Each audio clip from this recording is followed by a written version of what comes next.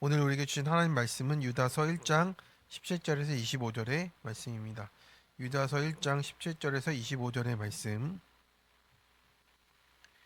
함께 합독하겠습니다.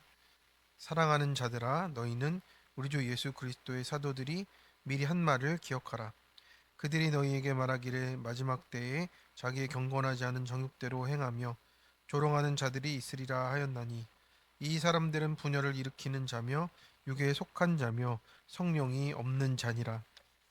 사랑하는 자들아, 너희는 너희의 지극히 거룩한 믿음 위에 자신을 세우며 성령으로 기도하며 하나님의 사랑 안에서 자신을 지키며 영생에 이르도록 우리 주 예수 그리스도의 긍휼을 기다리라. 어떤 의심하는 자들을 긍휼히 여기라. 또 어떤 자를 불에서 끌어내어 구원하라. 또 어떤 자를 그 육체로 더럽힌 옷까지도 미워하되 두려움으로 긍휼히 여기라. 능히 너희를 보호하사 거침이 없게 하시고 너희로 그 영광 앞에 흠이 없이 기쁨으로 서게 하시리. 곧 우리 구주 홀로 하나이신 하나님께 우리 주 예수 그리스도로 말미암아 영광과 위엄과 권력과 권세가 영원 전부터 이제와 영원토록 있을지어다. 아멘.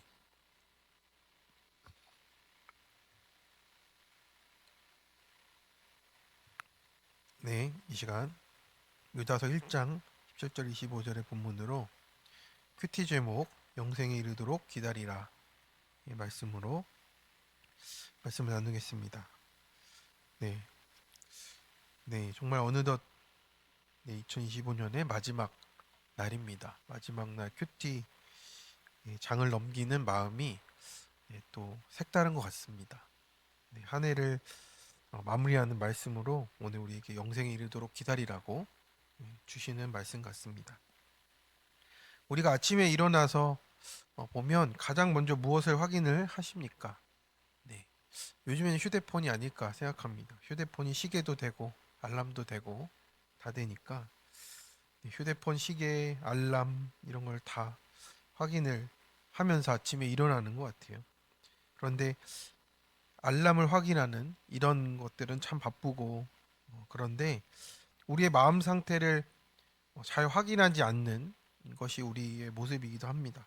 내 마음의 상태는 돌아보기 힘들 만큼 바쁘기도 하고 자녀들 챙기기도 해야 되고 그렇게 하루를 시작할 때가 많은 것 같습니다.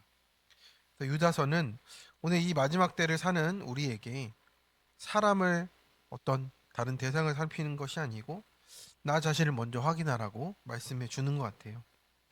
그래서 오늘 할애를 마무리하면서 이 오늘 아침에 남을 점검하는 것이 아니라 내 영혼의 상태를 잘 확인하라고 점검하라고 하고 있습니다.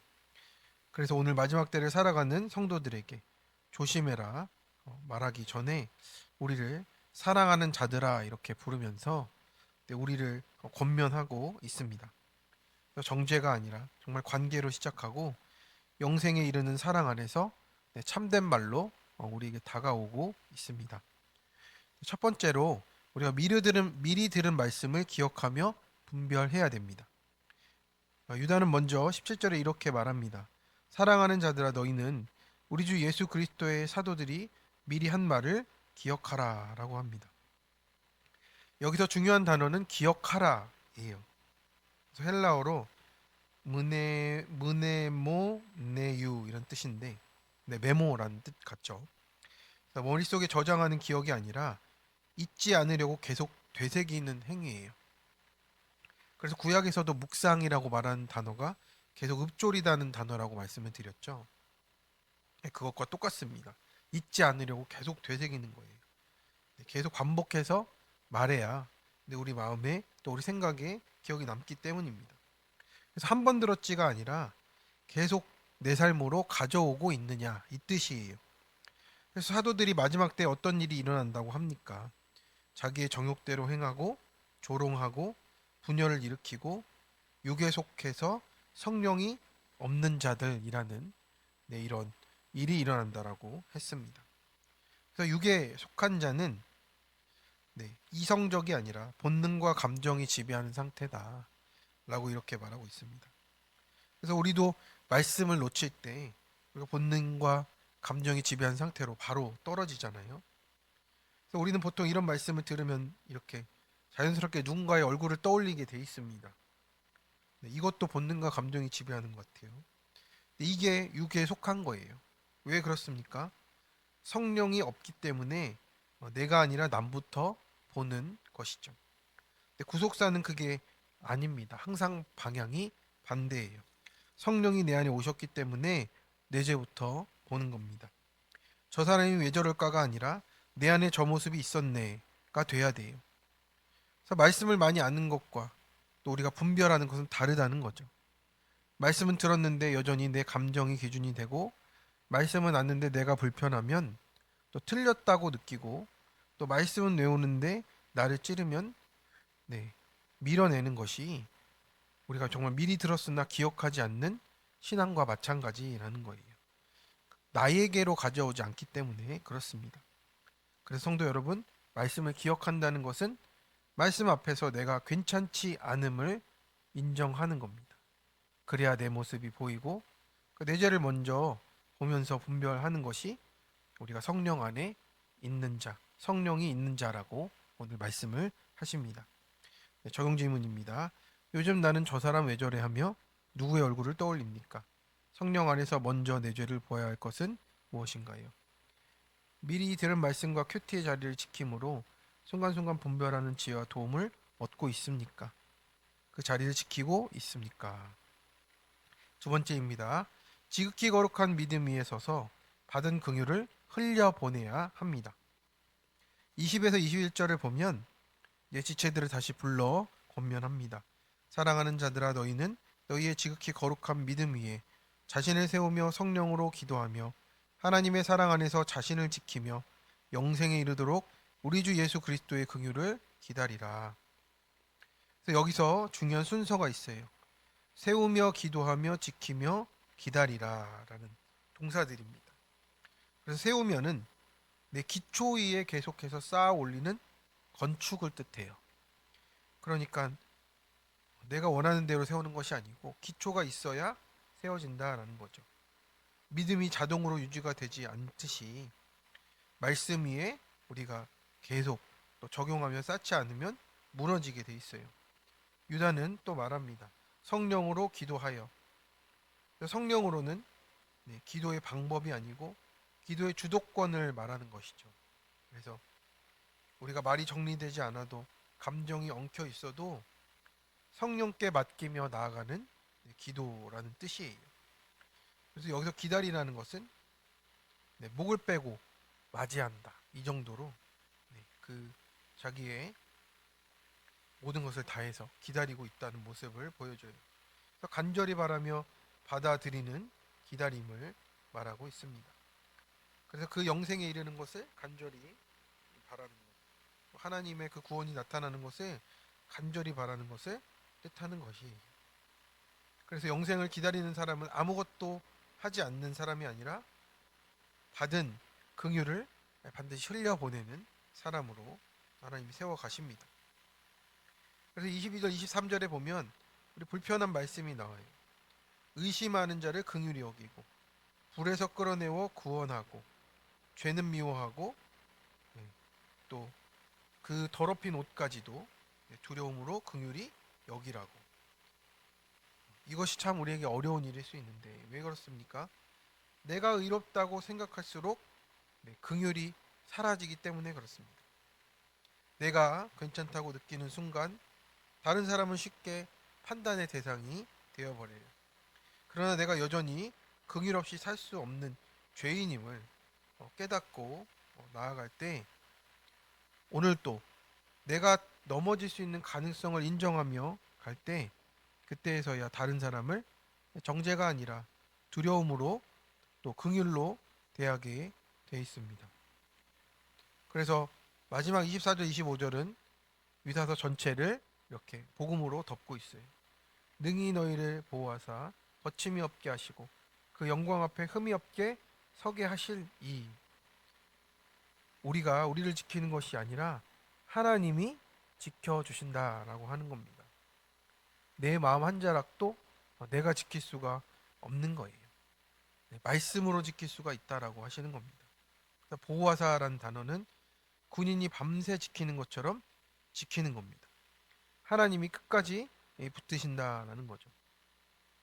그러므로 내 죄를 보며 회개하는 사람은 절망하지 않게 되어 있습니다. 왜냐하면 그 삶의 끝이 하나님의 영광 앞에 흠이 없게 서게 하시는 그것을 우리에게 허락하신다라는 겁니다. 우리 고이 친구의 큐티예요. 유복한 가정에서 모태 신앙인으로 자랐습니다.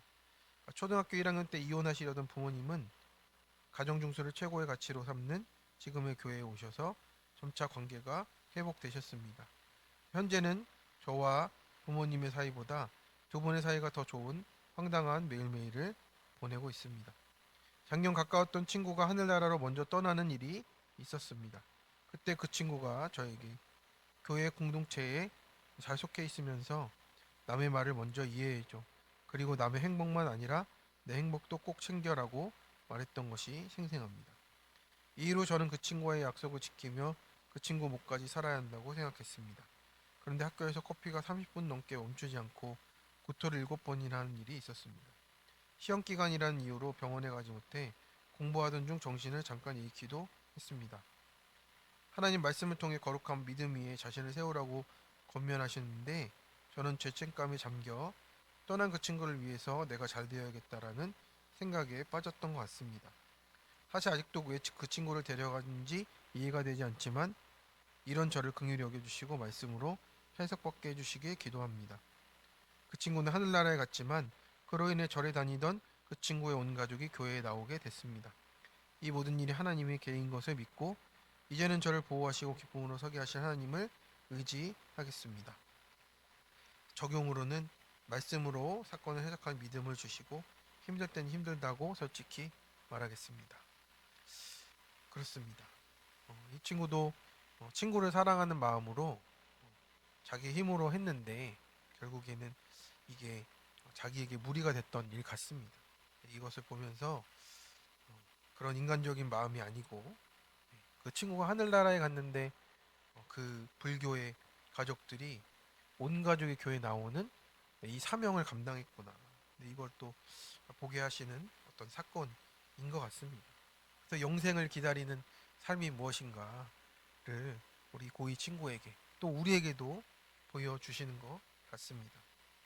그래서 우리가 영생을 기다린다는 것은요, 멀리 있는 것이 아니고 오늘 내 죄를 보며 사는 것이고 또 내 죄를 보는 사람은 오늘도 나의 구원이 진행되고 있고 다른 사람의 구원을 위해서 긍휼을 흘려 보내는 것입니다. 그래서 오늘도 우리는 완성된 사람이 아니라 긍휼을 기다리는 사람으로 주님 앞에 서게 하십니다.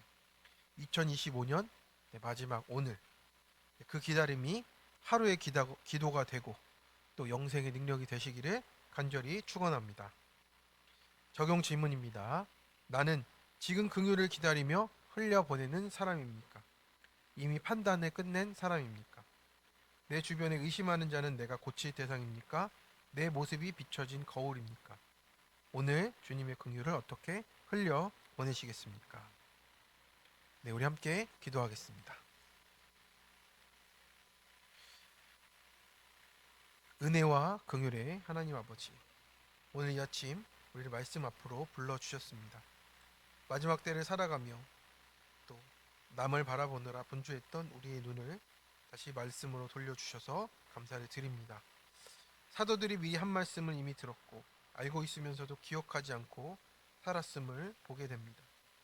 분별한다는 것보다 내 감정과 경험으로 판단하고 성령의 인도하심보다 내 생각을 더 신뢰했음을 용서하여 주옵소서.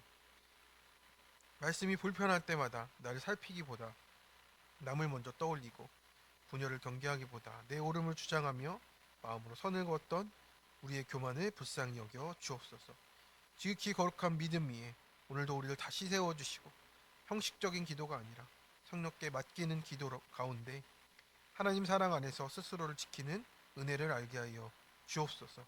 영생에 이르도록 우리 주 예수 그리스도의 긍휼을 기다리게 하시고 그 교훈을 받은 자로서 의심하는 자를 정죄하지 않고 넘어지는 자를 두려움과 사랑으로 품을 수 있는 긍휼한 마음을 허락하여 주옵소서. 우리를 지키시는 분이 하나님이심을 믿습니다. 끝까지 보호하시고 흠없이 영광 앞에 서게 하시 주님을 의지하며 우리 주 예수 그리스도의 이름으로 간절히 기도드립니다. 아멘. 네, 우리 이 시간 말씀